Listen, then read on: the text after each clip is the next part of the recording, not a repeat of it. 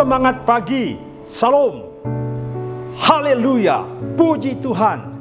Ini ada satu ungkapan yang sering kita dengar dari anak-anak Tuhan. Tetapi di dalam perjalanan ada kata-kata yang mengupat, ada kata-kata yang menghina, ada kata-kata yang hambar. Mengapa itu terjadi? Mari kita kupas tentang lidah. Kita ambil dari kitab Amsal 12 ayat ke-18. Demikian firman Tuhan. Ada orang yang lancang mulutnya seperti tikaman pedang, tetapi lidah orang bijak mendatangkan kesembuhan. Bapak Ibu yang terkasih,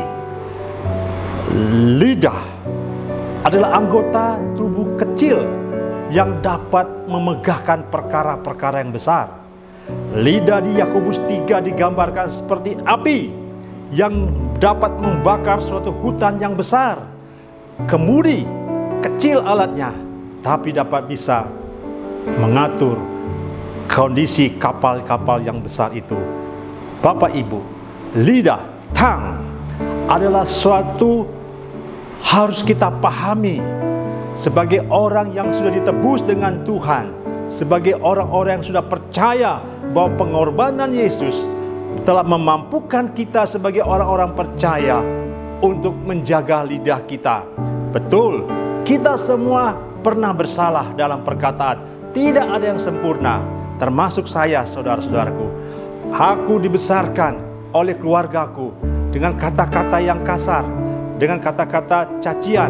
Aku dibesarkan dalam lingkungan yang keras, sehingga hatiku ini berontak, sehingga kata-kata yang keluar itu muncul saat aku mengalami hal-hal yang jahat, hal-hal yang buruk. Tetapi puji Tuhan, dalam perjalanan waktu firman Tuhan berkata di Mazmur 119 ayat 105, firman itu pelita bagi kakiku dan terang bagi jalanku. Artinya firman itu memampukan kita untuk berkata-kata yang bijak, di mana kita akan bisa menasihati orang, di mana kita bisa menegur dengan kasih, di mana kita bisa menghargai orang walaupun orang itu membenci kita, walaupun orang itu menuduh kita. Tapi ada hikmat Allah. Karena hikmat itu datangnya dari Tuhan, pasti hikmat itu murni, hikmat itu suci, hikmat itu baik, hikmat itu mulia. Bapak Ibu saudara-saudara terkasih, di Yakobus 3 bicara tentang dosa karena lidah. Ada satu statement Bapak Ibu yang saya bersyukur, ada kemampuan yang Tuhan berikan bagi kita sebagai orang-orang percaya, yaitu apa? Hikmat. Oleh sebab itu, di dalam kita menjaga lidah kita dengan kebijaksanaan dari Tuhan, mari kita pandang segala sesuatu itu datangnya dari Tuhan. Ada amin? Ya, kalau segala sesuatu hikmatnya datang dari Tuhan, dalam kondisi keadaan kesulitan pun kita pakai persepsi Tuhan. Sebagaimana Yesus mengajarkan, Dia mengasihi murid-muridnya, Dia mengasihi orang-orang berdosa. Orang-orang dunia mengatakan, kenapa Yesus bergaul dengan orang berdosa? Kenapa Yesus bergaul dengan orang-orang pemungut cukai? Kenapa Yesus bergaul dengan orang-orang yang najis? Tapi Yesus datang untuk menyelamatkan mereka.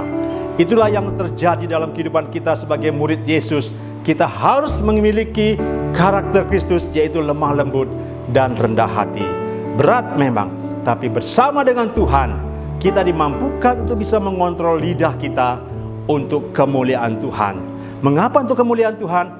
Karena manusia daging kita ini akan disempurnakan, diperbarui dengan kasih Kristus dan anugerahnya, sehingga lidah kita ini dapat kita kuasai.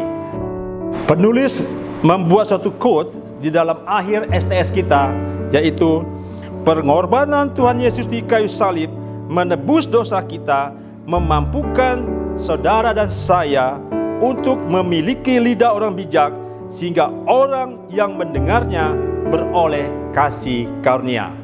Tuhan Yesus memberkati Bapak Ibu saudara-saudara semuanya.